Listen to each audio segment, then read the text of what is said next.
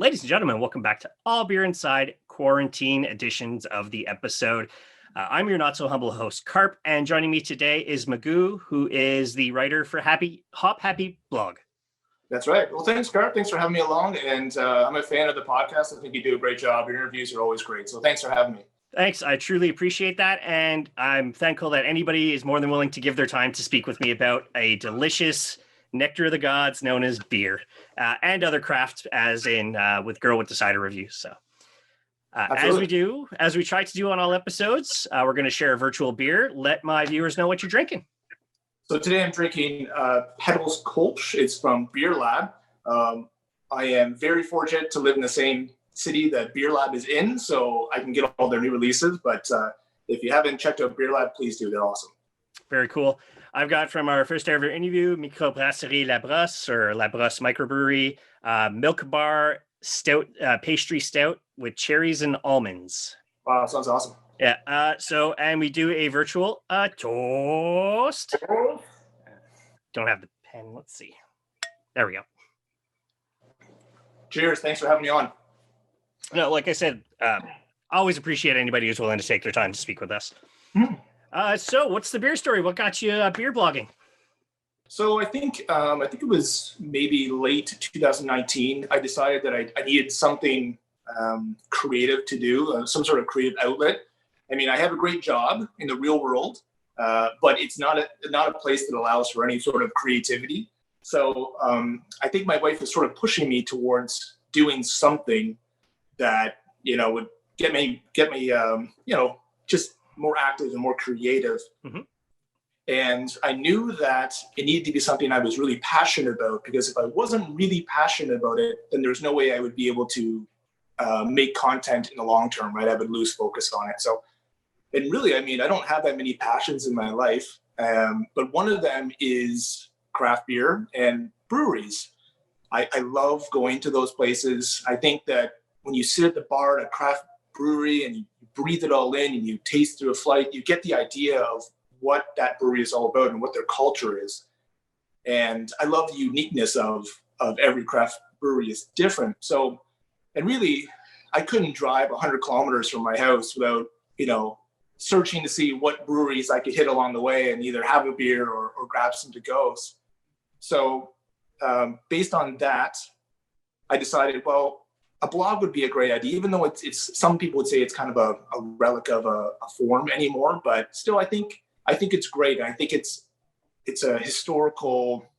So for me, it was like, it was kind of like, I was just going to write this for myself. And if anybody ever read it, great.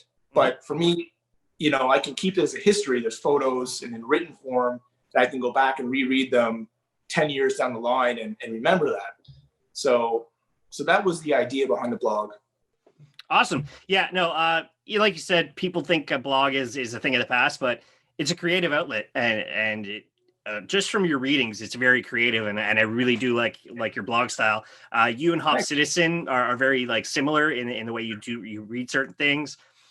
When I'm reading, I could kind of taste the beer sometime, like the way you describe it, just like he does. So it's fantastic. And this is my creative outlet, is speaking to other people and getting to know their passions and hearing about the passion behind the voice and the creativity of these things. And I'm a fan of your blog. I'll be honest, I just started. I had to do a little cyber stalking, as I call it, or research is the real name, only this week. So, but discovering it, and I'll be adding you to my regular rotation of beers to read about and stuff. So it's great. Yeah, thank you. I think that when I first got into it, I was apprehensive because, I mean, I'm not a cicerone, I'm not a beer judge. I'm just a guy who likes craft beer, and I haven't read a lot of books about it. I've read a few since to try to, up my vocabulary on beer tasting. But I guess I was a little bit worried that that people or readers or anybody was going to question what I was going to say. But all you can do is taste a beer and write what it tastes like to you. And I think it's been fun, because a lot of my readers are just people who enjoy beer. They're not cicerones, they're not beer experts, but they've contacted me and said, hey, I bought this beer because you wrote about it and you made me want to try it. So that was really awesome. Yeah, no, it's fantastic. Have you ever considered getting a BJCP or Pradum or anything like that?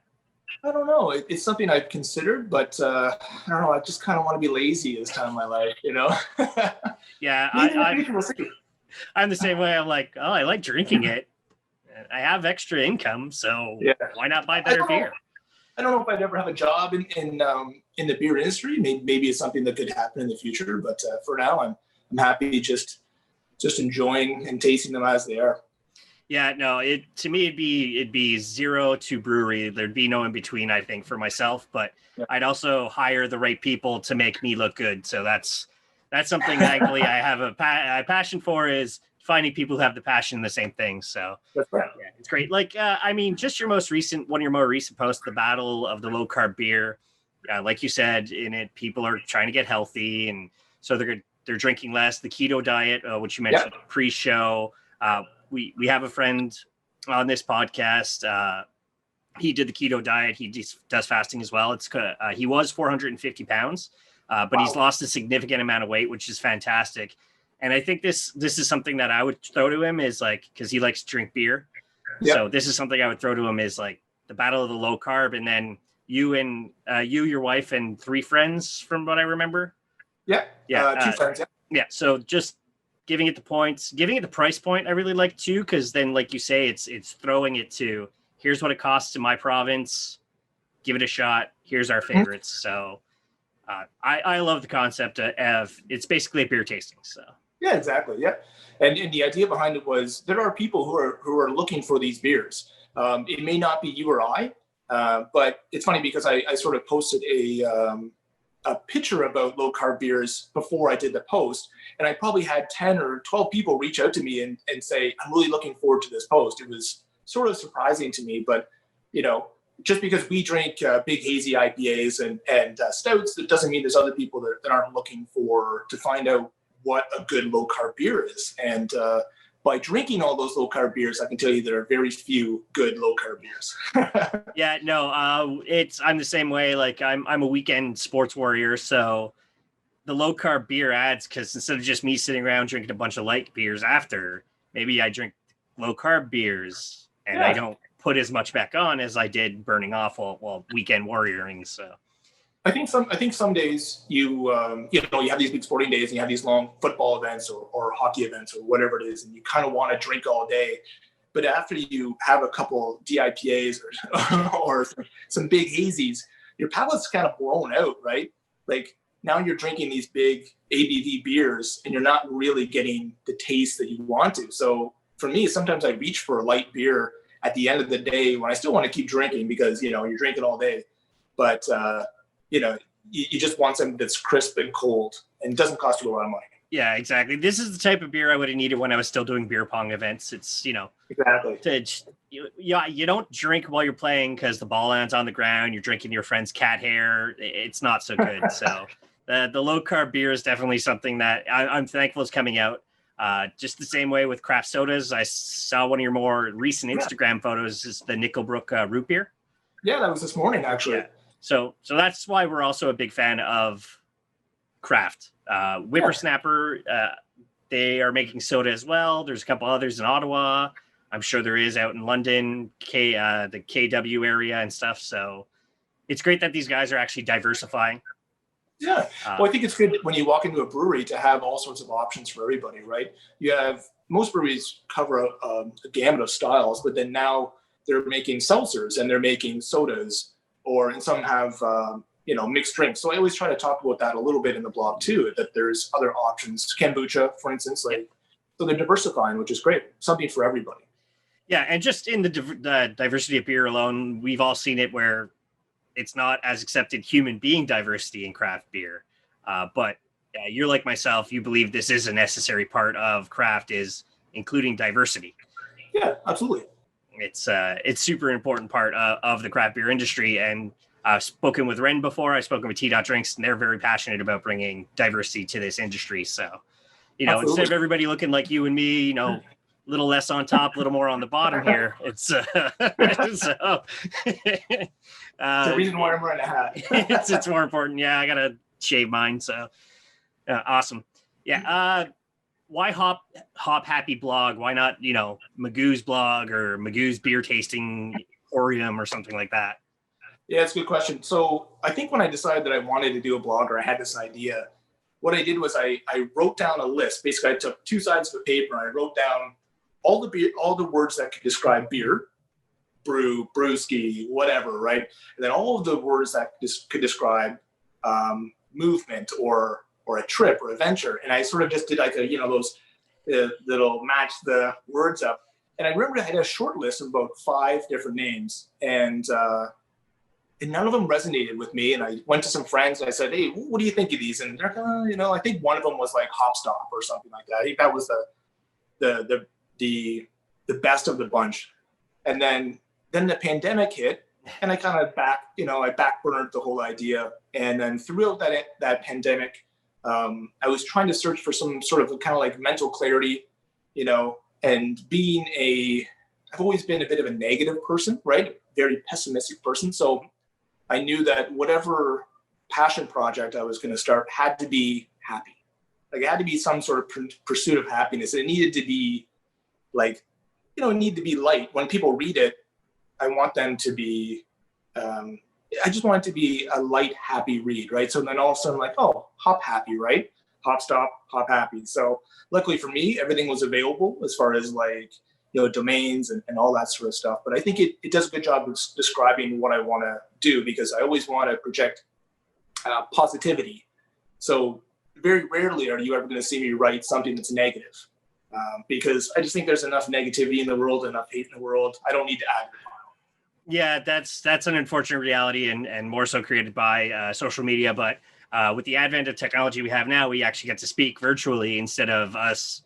Imagine this was the 90s when we're in our 20s or younger. It's like, I can't even imagine what this would be like right now at that age. So, yeah. It's, so your inspiration and your style of the blog, where it's, a bit of a write-up, some pictures, a bit of a write-up, in some cases, your battle blogs, we'll call them battle blogs. So I'm just going to use the breakdown in the middle, and then your brew reviews. Like, what do you see when you take that picture that this needs to be on the blog, and here's how I'm going to talk about it? I know it's kind of funny. It's funny when somebody reads my blog and they see that there's this sort of breakdown to it. And me, I don't even think about that, right? Like, I just write it, and the way it comes out is the way it comes out. But I think mentally you always have this certain breakdown. Like, if you wrote an essay every day of your life, that eventually that essay, would be in a certain form or a certain scheme that you don't even realize. So for me, it always ends up like a bit of a prologue. Why are we there? What are we doing? Right. And then, I always try to, picture-wise, I try to take the reader from the front to sort of the rear throughout the pictures, right? So you'll always see the front, sort of the midsection of the brewery, the taps. I'm obsessed with taps and tap design, right? Because I think they make for a beautiful picture, especially when you can take a beer sitting on the bar, the taps behind it. I don't know. There's something about those that I love those pictures. And then it goes all the way down to talking about the beers that we had that day. So it's just a fun format, and it seems to work. And I always do a bit of a summary at the bottom and a lasting thought. So it's fun. I enjoy it. Yeah, I also like when you do the beer review, you actually put the address of the brewery as like your first line. So it's, if I'm looking around, if I'm searching, I haven't been to, last time I was in London, Ontario, I wasn't into craft beer, so I wouldn't ever even thought about it. I don't even think that many existed in London at the time, because that's a very long time ago now. And it's like, I would go to bloggers and be like, okay, what's their beer trip? What have they done here? So try and find their local ones first, and then expand beyond that. And then I personally use Untappd as well. I know it can be a little subjective, obviously, but there's a lot less, unless you're looking at the people, like everybody has a 0, then there's a problem. But just go for the average of the beer, and then you'll get an idea. So yeah, one of the other things that I wanted to accomplish with the blog was, everybody talks about Great Lakes, and everybody talks about Third Moon, and everybody talks about Bellwoods. We all know those are great breweries, and there's lineups at the door to get in them. But what about some of the neighborhood breweries that maybe people don't know about, that are making amazing beer, and they're great beer made by even better people, right? So you go in those places and they have great beer, and you hear about their stories, and it makes you want to go there and spend money and be a part of something, right? So that was always my idea, is to find some of these breweries that are, down dirt roads and off the beaten path and maybe nobody's heard of. And that's been really cool, because somebody will read it and they'll reach out to me and say, I've never heard of this brewery before, but now we're going to go this weekend. And I'm like, that's amazing, right? So it's really rad. I feel like we have the same attitude where you're visiting a place, you actually plan a kind of a quick brewery tour. So Yes. Yeah, that's very important. And we're all about support local right now. So support the small guy to keep him going. And that's super important. So what my wife and I like to do, these things we call brewery bang bangs. So it's where we visit, you go to a brewery and then you try a bunch of beers and then you go to another brewery afterwards. So those are my favorite days in the world when I get to do brewery bang bangs. Yeah. Yeah. Awesome. Have you collabed with any breweries about the blog, or do you see something maybe that being in the future? Not really. I mean, I worked kind of closely with a nice neighborhood brewery here called Rusty Wrench, which is in Strathroy.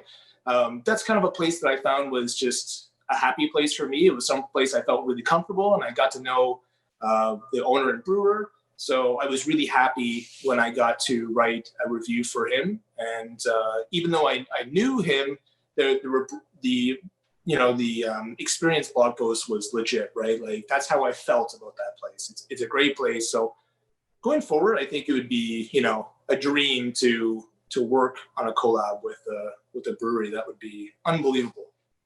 Do you homebrew at all, or is that not in the picture yet? It's a funny story, actually. So a bunch of years ago, I bought all of the equipment.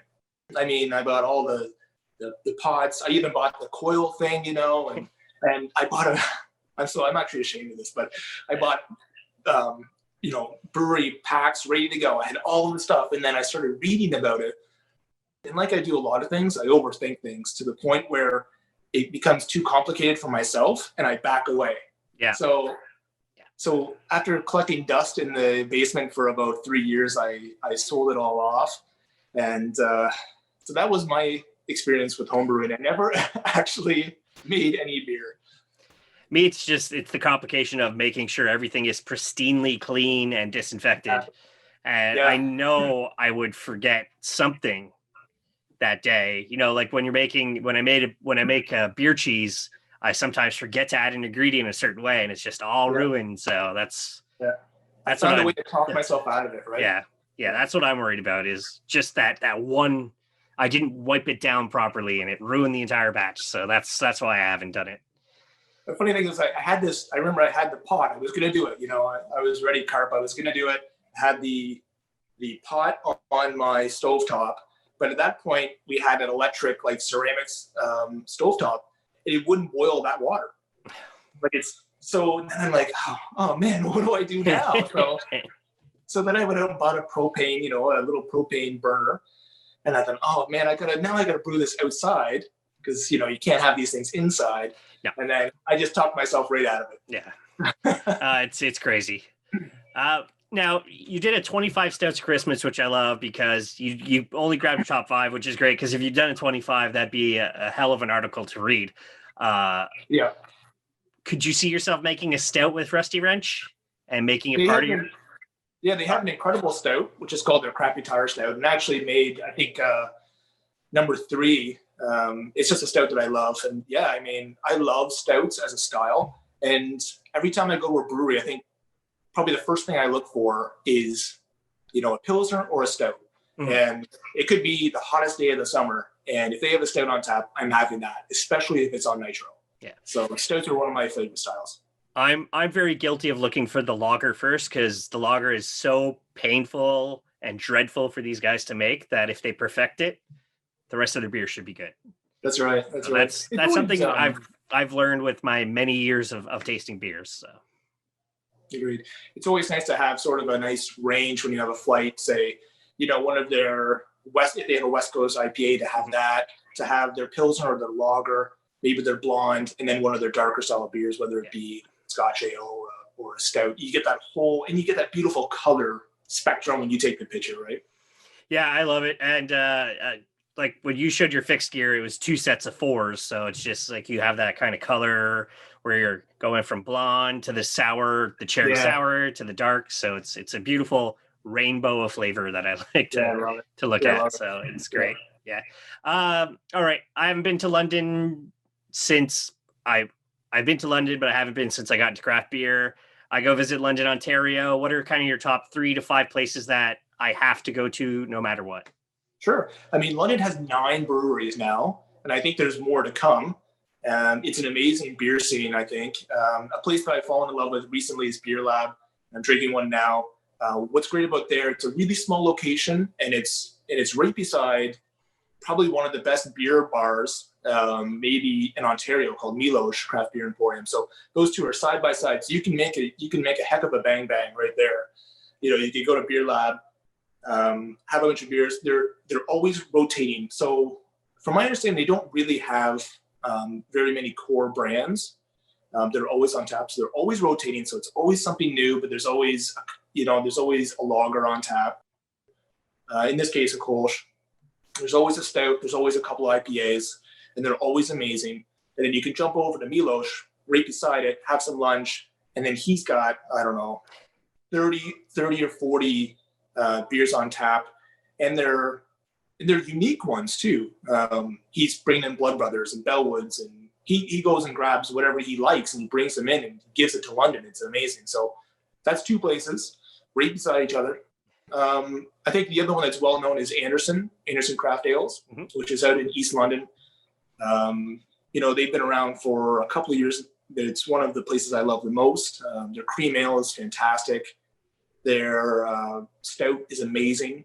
And really everything that they brew is incredibly well done and true to style. So that place is excellent. And then within a block from Anderson's is London Brewing Co. And it's been around for a while, and it just keeps getting better. Like every time I go in, I'm drinking more of their beers. I'm just more and more impressed every time I go there. So those are 3 places. Other places that people enjoy, Storm State is great. Always different beer styles, solid. I'm trying to think if there's anything else that I can recommend. I'll probably think of another couple as we go along. No, it's all good. Like, you've given me a lot to plan. I actually still have family out in London, Ontario. I have an aunt and uncle. We were supposed to go to Kitchener to visit my sister for Christmas, but the world decided otherwise. So we were going to visit my sister and then visit them. And when I dropped off my parents to go hang out with my aunt and uncle, I would have gone on a small little beer venture on my own. But yeah. I try and stay in place and shelter in place and make sure I'm more worried about me passing it to somebody than catching it myself. Agreed. And that's, Agreed. I don't want to have it on my conscience that maybe I got somebody sick and killed them. Like that's not something I'd be good with. So agreed. Yeah, absolutely. Okay. This is a caveat I have to add right now because it's the way the world is. When it's safe to travel again, when COVID is like isolated pockets and hopefully everybody gets the vaccine or whatever we can to beat this pandemic, a beercation that you haven't been on. Ooh, there's so many many places for us to explore, Carp. So in the immediate future, seeing how things go along, I'd like to get out to Muskoka for 3 or 4 nights so we can hit Sawdust and so that we can hit Muskoka. And there's other breweries around there. I'd love to do that. I'm a big Las Vegas guy. I try to go there as much as I possibly can. There's a ton of breweries there that I haven't been to and haven't covered for the blog. So that's an exciting thing. And then going forward, I'd love to get to Colorado, do that area, Portland. And then, the big step would be maybe to go to Ireland, and not necessarily for the beer, but for the pub culture. And to step foot in these pubs that have been around for a couple hundred years, I just think that would be incredible. Yeah, I had a friend who went to Ireland for a month, and he came back with the highest alcohol tolerance I think any human being may have had. He would just go to a pub, people would be there from lunch till the next day, and yeah. oh my God. Yeah, there's just so many. Personally, I want to go to Vegas. I've never been to Vegas. I have a friend who says just not even about the beer, just go to Vegas because of all the stuff to do. I'm like, but, and then other friends are like, yeah, but you only want to do like 3-4 days there because it gets too much at a time. So I'm getting 50-50 from everybody. So I think it's funny, Vegas is the reason why I got into craft beer, which is a bit odd, I think, because most people who were into Ontario craft beers got into it because they started drinking what was available at the LCBOs and stuff. But for me, I was spending a lot of time in Vegas playing poker and things like that. And that was right at the time when some of those craft breweries were starting to get larger distribution, say like Lagunitas and Sierra Nevada and even Stone were starting to creep into these larger distributions. So when I was sitting there playing poker, they get comped beers. Yeah. While you're playing. So I just say to the waitress, hey, can you give me one of your newest beers? Right. And I would tip her well, and she'd bring me back something I'd never even had before. And that was when Belgian Moon was small and when Fat Tire. So I started drinking those things. This is, I don't know how, a decade ago or more. And that's how I got to love craft beer and love IPAs. And then as time went along, you started seeing those styles pop up in Ontario, right? And now I think that Ontario makes, some of the best beer in the world. Yeah, what kills me in Canada versus the USA is that it's very difficult to get interprovincial beers. Yes, where in America, it's very easy for, if you're in Vegas, you could be drinking a beer from Vermont or Texas or whatever. So that's one thing that I'm adamant, and all my friends are adamant about, is we have to change Canada's liquor laws to allow beer across the provinces. Now, maybe you charge a little more for Ontario beer than you would a Quebec beer, let's say in Quebec, or vice versa, but I think it's only fair. So I just think it's sad when you go into the LCBO, for instance, and you see more of a selection of American craft beer, Sierra Nevada or Deschutes or whatever, than you are seeing beers from BC or from Manitoba or from the East Coast. Like another place, I'd love to take a flight out to Halifax and just spend a couple of days checking out Halifax and those breweries, but you don't get any of those beers. Yeah. And I mean, it's good. I mean, I think we should always support, local beer and beer made in Ontario, but it is nice to have a bit of a additional selection for people like you and me who will just, are just picking up all different sorts of beers, right? Yeah. So support Canadian, and that's pretty much the thing. Like I'll support Canadian first, and then I'll support US craft. I won't support US, InBev or Coors. But if I'm in Vermont, I don't even think I've ever had like a macro beer when I visited Vermont. So it's not part of my culture anymore. And a place like Vermont is nuts. You can literally start at foam brewing, walk up to Vermont Vermont Pub and Brewery. And then a half-hour walk, you're at Switchback, and then you hit another brewery, a 10-minute walk away, and then literally right across the street, there's another brewery. It blows my mind. Sounds like a dream. How these guys are. And downtown Montreal as well, you'd be very jealous because I did it for my 40th birthday. I hit 9 brew pubs and tried 40 tasters. So awesome. Yeah, it's very simple to do. So if you're ever downtown Montreal, send me a message and I'll make some suggestions and we'll meet up for beer when it's safe again. So that's amazing. Yeah, that sounds great. Where do you see the blog going next? Can you see it growing? How do you see it growing for yourself too? Yeah, sure. I mean, right now I'm having a great time doing it. What I think my focus for 2021 is I want to start to build a community around here. So I live in London, but I live just outside of London in sort of a bedroom community. And what I want to do is try to build like a craft beer social sort of thing, right? When we can be social. Yes. So just like have this craft beer community where people come over and everybody brings a couple of different beers and we just sit around and try them all together. And I'd like to start a beer exchange where, everybody kicks in a case of beer and then I mix and match them. And I think that would be amazing. And we would try to focus on buying local beer. And as far as the blog goes, I don't know, just keep going to as many breweries as I can and keeping the writing fresh and fun and enjoying it. So there's so many places to go. I mean, it's endless. I remember somebody from my work, I told them about the idea and they said, well, what are you going to do when you run out of breweries? I was like, 2 hours, within a 2 hour drive of my house, there must be 100 breweries. That's not even in the GTA, right? Yeah. We're not even in the GTA at that point. I said, well, if I do 2 breweries a week or 2 blog posts a month, I mean, that covers me for like 2 or 3 years. So, or maybe 4 years even. It's endless and it's wonderful. And there's more popping up every day.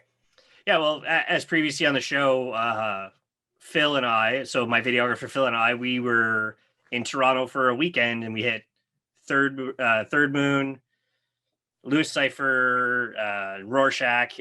We hit 6 breweries within reasonable driving distances, and that's just for interviews.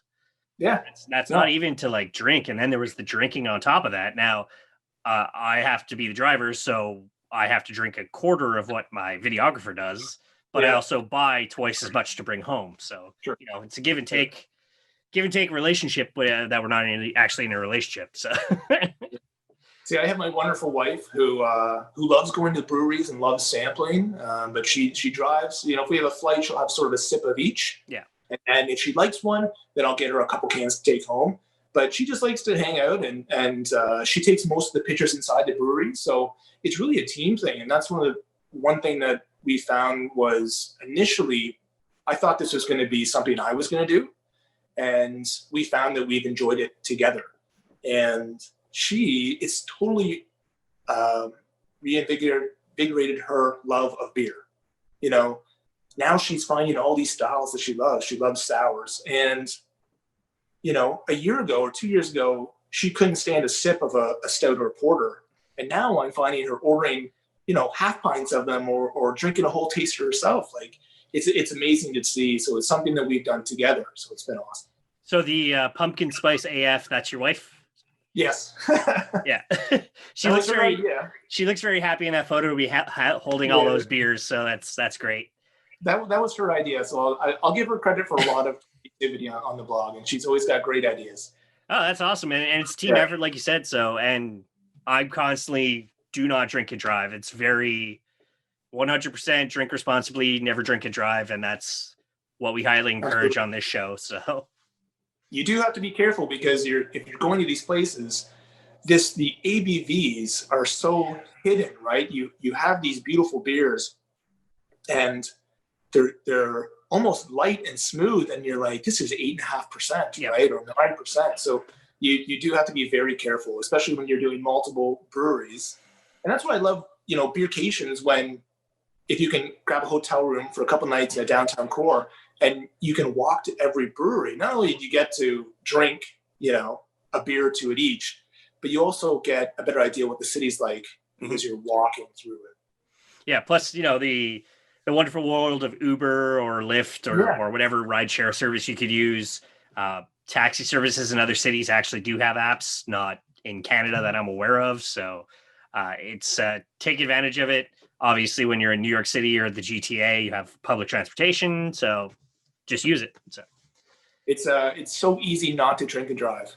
You have every option available to you. Take them. Yeah, especially now. It's not like it was like 20 years ago where there was no real option for this. So that's right. That's great. Okay, I have no other questions for you. This has been an awesome talk today. Let the viewers know where they can find you. So you can find me on Instagram. It's Hop Happy Blog. And you can also check me out on the actual blog itself, which is www.hophappyblog.com. Amazing. All that's going to be in the show notes as well. You can find us at All Beer Inside everywhere.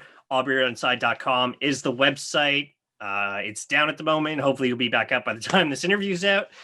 T-shirts are on the way that we're working on, so I'm looking forward to that. If you'd like to follow myself, it's at Killer Carpe Diem for my beer adventures. And as we say at the end of all shows, drink craft, not crap. Awesome. Cheers, Scarf. Thank you very much. Cheers. Yeah, thank you very much. Really appreciate that.